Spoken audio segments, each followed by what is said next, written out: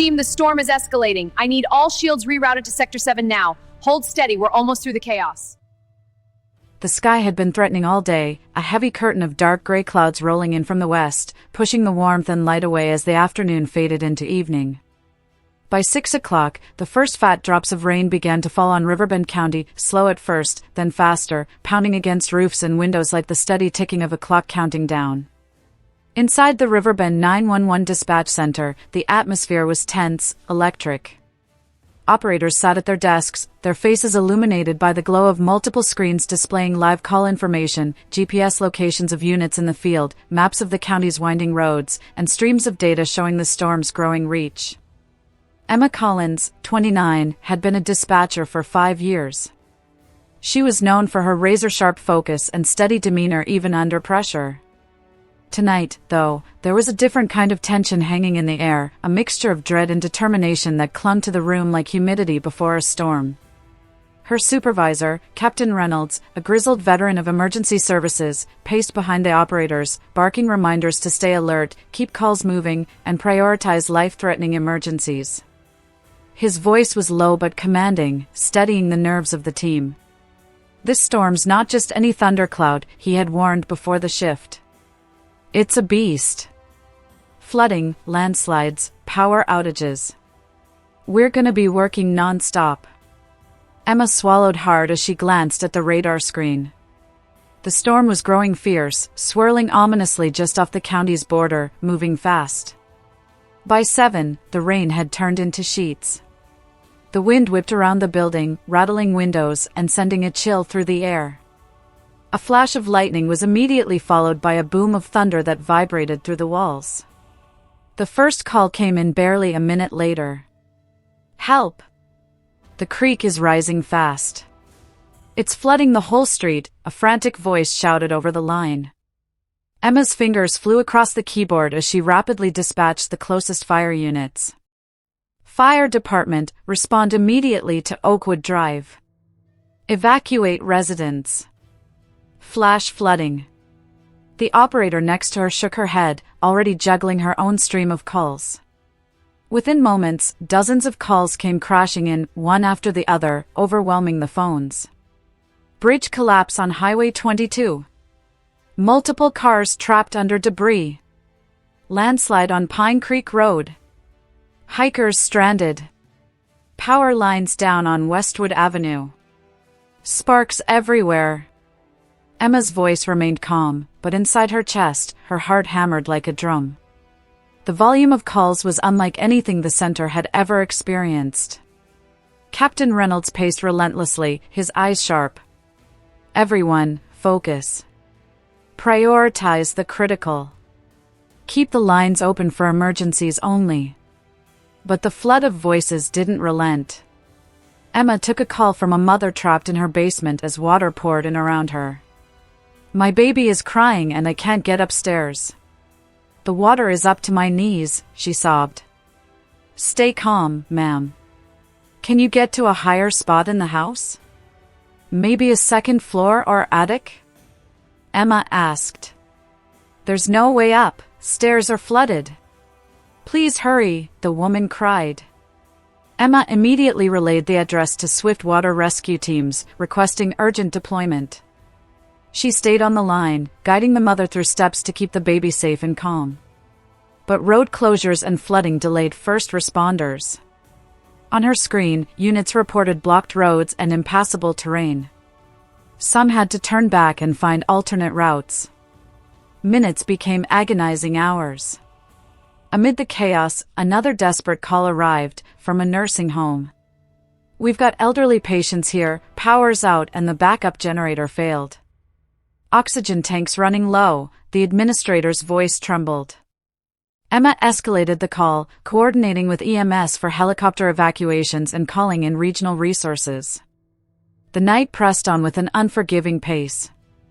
Emma's voice was the thread stitching together fractured reports, fears, and prayers.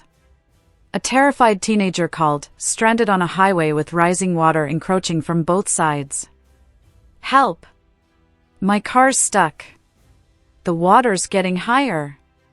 Emma stayed on the line, coordinating rescue boats, calming the teenager as the floodwaters surged. Another call came in from a man trapped in a collapsed home. "Help me! I'm pinned! I can't move my leg!" Paramedics and firefighters raced against time, navigating treacherous debris and unstable structures. Throughout the center, the operators worked as one, voices overlapping, keyboards clicking furiously, radio channels alive with the frantic reports of emergency crews. Emma's throat was dry, her muscles tense. She knew they were fighting a battle on multiple fronts. Her eyes darted between monitors, keeping track of dozens of incidents, prioritizing, dispatching, and comforting terrified callers. Her own pulse thundered as she answered a call that made her freeze for a second. "Help! My house is flooding. My wife and kids are trapped upstairs." The man's voice was panicked, drowning beneath the rising water. Emma asked for their address, relaying it instantly to the fire and rescue teams. But water was already closing in, trapping families in their own homes. The minutes slipped by like slow poison. Sirens blared, helicopters thudded overhead, and the city fought for breath beneath the relentless storm. The dispatch center was the heart beating through the chaos, with Mia as one of its lifelines. By midnight, exhaustion clung like a shroud. But despite the fatigue, the center's operators pushed onward, eyes sharp, voices calm, ready for whatever the storm would throw next. As the clock neared 2 a.m, another call shattered the steady rhythm, a frantic voice from a collapsed building, trapped and barely able to breathe. Emma's hands trembled but did not falter. "Stay with me. Help is coming." And for every voice crying out from the darkness, there was an operator ready to answer. The first fragile light of dawn slipped through the grime-speckled windows of the Riverbend 911 dispatch center, casting long, pale shafts across the room where exhaustion and determination coexisted in uneasy balance. Emma Collins sat upright, muscles aching, eyes gritty and bloodshot from hours of relentless focus. Yet her hands never faltered as she adjusted her headset, fingers moving swiftly across keyboards, her voice calm and steady, a beacon in the storm. The night's fury had begun to abate, but the destruction it left in its wake was staggering. Streets were rivers, homes were ruins, and the cries of those trapped or injured continued to flood into the center. The disaster had stretched every resource to breaking point, and the dispatch center was the last lifeline between chaos and rescue. A call flashed urgently on Emma's screen.